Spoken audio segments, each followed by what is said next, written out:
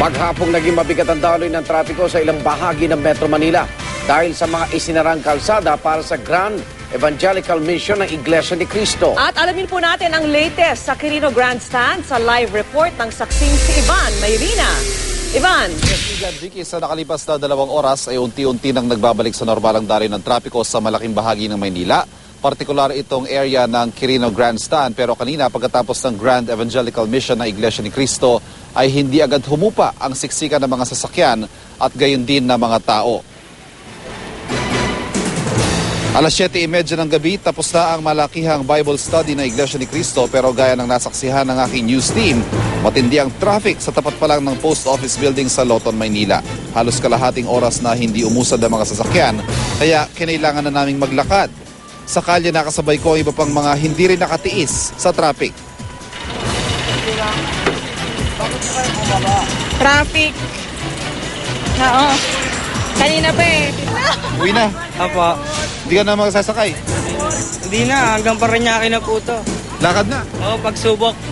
Ang ilan na daanan kong nagpahinga muna sa gilid ng kalsada dahil sa pagkainip, ang mga motorista kanya-kanyang diskarte sa ilang oras na pananatili sa kalye.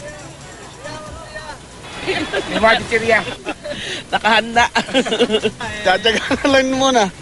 Tsatsaga na lang pipila. Nakakangiti ka pa. Ay, talagang ganun. Talagang naman gamitin mo init ulo.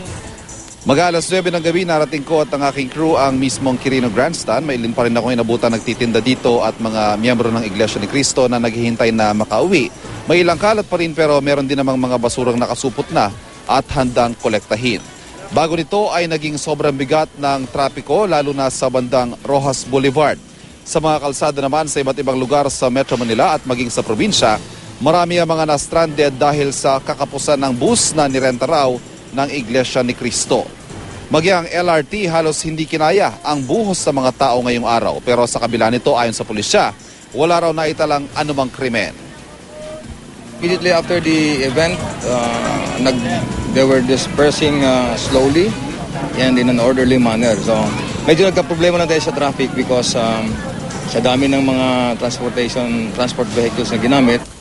Igan, Vicky, sa mga oras na ito ay maluwag na at malinis na itong mismong Quirino Grandstand at ayon sa MMDA, bago daw maghating gabi maya-maya lamang ay inaasahan nilang magno-normalize na ang daloy ng trapiko sa Metro Manila, partikular dito sa lungsod ng Maynila. At live mula sa Quirino Grandstand, ako si Ivan Mayrina, ang inyong saksi.